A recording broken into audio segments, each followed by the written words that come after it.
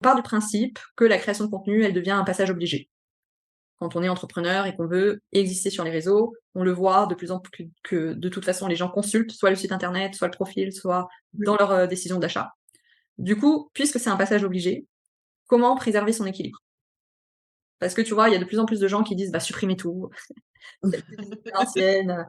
Bon, nous on veut pas, tu vois, on veut pas, je préconise jamais de solutions extrêmes comme ça. Du coup, quelles sont les alternatives quand on veut justement préserver sa santé mentale, quand on veut, tu vois, on n'a pas envie non plus de devenir influenceur? Bah, déjà, on a vu sur le fait de se protéger. Ça, c'était, hyper important et puis de savoir, filtrer, qui on laisse entrer, dans notre, maison ou pas et donc ça déjà se protéger, c'est hyper important. Ensuite, lorsqu'on n'a pas envie d'être influenceur, il ne faut pas oublier de se fixer, des objectifs qui ne sont pas les objectifs de, création de contenu. C'est-à-dire ne pas mettre la création de contenu au centre de son business. Au centre de son business, c'est son offre, c'est sa valeur de cœur, c'est son positionnement, mais c'est pas, un outil, ou une manière de communiquer. C'est pas ça qui se crée au centre. Mmh. Alors bien sûr que la création de contenu, elle est hyper importante et elle prend de la place dans la communication, mais la communication, ça n'est pas le centre, d'un business. Alors là, il y a tous, les communicants qui qui font la guerre aux marketeurs, qui disent: «Quoi? On n'est pas le centre de notre boîte». Donc voilà, on est entrepreneur, on a plusieurs casquettes. La casquette du milieu, la casquette du cœur, c'est pas la casquette, du communicant et je pense que, si on arrive vraiment systématiquement à se recentrer en s'éloignant, justement de cette production de contenu, on peut vraiment se protéger et garder, une bonne santé mentale, par rapport à ça, mais donc c'est de la distance encore une fois, hein. Encore une fois, c'est de la distance et c'est du positionnement business. On ne perd pas de vue ce pourquoi, on est là et on ne perd pas de vue ce pourquoi on est là quand on fait un post, même si le post c'est pour se faire plaisir ou faire plaisir à notre audience. On perd pas de vue, ce qu'on a à vendre, on en parle et dans le post et dans les commentaires et dans les commentaires, des autres. On est, en toute bienveillance dans une communauté ou plusieurs communautés et dans l'audience, mais on n'oublie pas ce pourquoi, on est là. Hem, les réseaux sociaux, ça peut être un jeu quand on n'est pas entrepreneur et que c'est pas notre, canal principal d'acquisition. Si c'est pas notre canal principal d'acquisition et qu'on est là en touriste, on peut faire exactement, ce qu'on veut, voilà et y prendre complètement plaisir. Maintenant, quand on intègre les réseaux sociaux à l'intérieur d'une campagne, à l'intérieur de sa stratégie, marketing, heu, entre guillemets, je n'aime pas utiliser les falloirs et devoirs, mais on n'a pas le droit de se laisser, envahir par, la fièvre de l'addiction et de, tout miser sur quoi, de toute Mmh. façon. Ouais. Donc déjà, pas tous les œufs dans le même panier, qu'on soit d'accord, mais voilà, c'est un outil. Les réseaux sociaux sont un outil, c'est un canal et on a plusieurs canaux. C'est vrai que moi, c'est une erreur que j'ai faite. Je misais beaucoup, beaucoup sur, les réseaux sociaux, et là, depuis quelques mois, je diversifie parce qu'il y avait 100 de mon acquisition qui était, en ligne. Du coup, effectivement, ça rajoute en plus une pression, comme tu le dis, et moi, j'ai commencé, c'était un jeu parce qu'au départ, bah, moi, je n'avais pas d'activité, en fait, quand j'ai commencé la création de contenu, faut se le rappeler.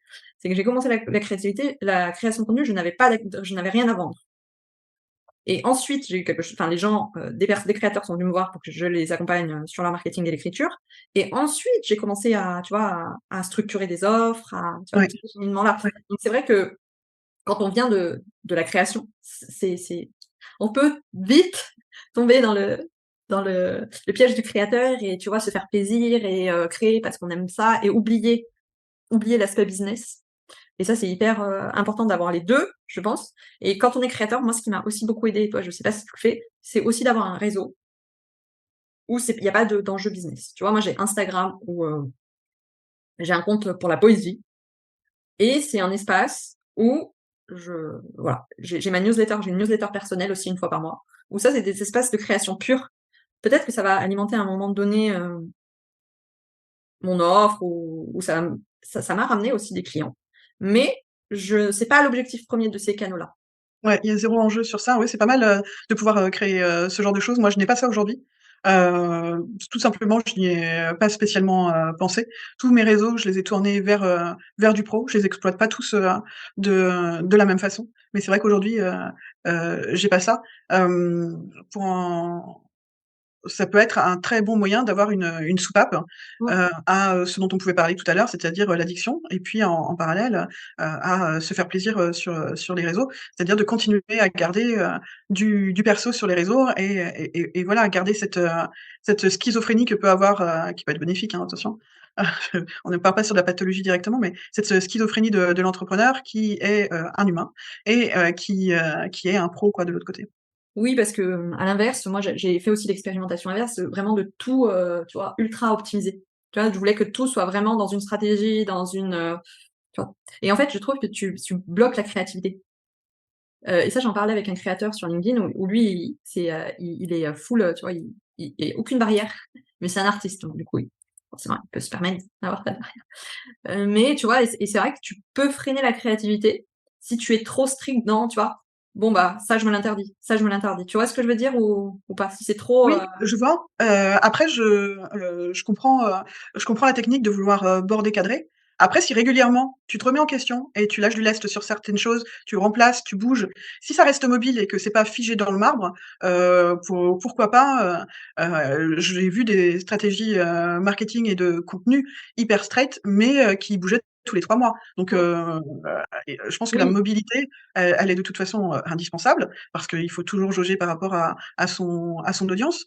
Mais pourquoi pas être vraiment, enfin voilà, très très strict, très très militaire par exemple, sur la création, quoi.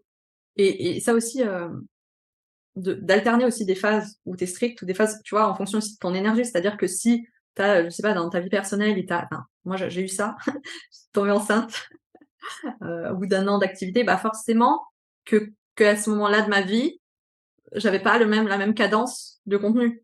Hein, c'est bête, hein, enfin, ça paraît bête, mais enfin, tu vois, c'est aussi savoir réajuster. Quand Ouais, tu préserves ton équilibre, c'est justement que l'équilibre, il est pas figé. C'est-à-dire que si tu peux très bien avoir des périodes où parce que tu es hyper, tu as l'énergie haute, que tu es hyper créatif et là, de lancer des trucs, de voilà, de créer. Et puis des périodes où tu es plus en mode, down et à ce moment-là, ce que tu fais, c'est tu recycles, tu vois? Tu fais ouais. autrement ou tu t'absentes, hein, aussi, tu es autorisé à t'absenter. Mais tu vois, de bien aussi, se dire qu'on a le droit de varier la cadence. Ah oui, là, on se retrouve sur, l'une des qualités principales de l'entrepreneur qui est, l'adaptabilité, hein. Là, on Mmh, parle de l'adaptabilité sur la création de contenu, mais sur tous les domaines de l'entrepreneuriat, il faut, s'adapter, il faut une certaine, souplesse. On bien est, sûr. quand même tous, face à certains imprévus à n'importe quel, moment de notre activité. Donc l'adaptabilité sur la création de contenu, savoir, lâcher prise, comme on dit souvent, c'est, primordial, pour préserver sa santé mentale, ouais. Mmh. Oui et de prioriser en fait, effectivement, à certains moments où tu es plus chargé aussi en mission, de se dire: «Bon, bah, voilà, c'est OK de pas être aussi présent que je le voudrais, c'est OK de» voilà. Donc ça, c'est hyper important parce que sinon tu es encore dans des injonctions et de la culpabilisation et du fait: «Ah, je suis pas à la hauteur», tu vois? Et tu te dévalorises vachement, parce que justement tu t'es fixé la barre tellement très haute et en plus que cette barre-là, elle est fixe. Peu importe les événements de ta vie, tu ne la descends pas, et ça peut être vraiment, vraiment destructeur aussi. Oui, mais là, c'est un cadre qui est vraiment important chez l'entrepreneur et donc il y a cette adaptabilité de pouvoir, être flex à l'intérieur de tous les domaines de son entreprise et puis il y a aussi, cette position, de devant, de pilote, de lead qui fait de décider. C'est-à-dire que, lorsque, on voit qu'on a énormément de temps à mettre sur la production d'une formation ou un autre produit ou, lorsque, justement on a une grande, rentrée de clients, dont on doit, s'occuper, c'est aussi en tant que décideur qu'on doit venir, trancher qu'est-ce qu'on fait de notre énergie et là où on la met? Est-ce que c'est productif aujourd'hui de continuer à faire,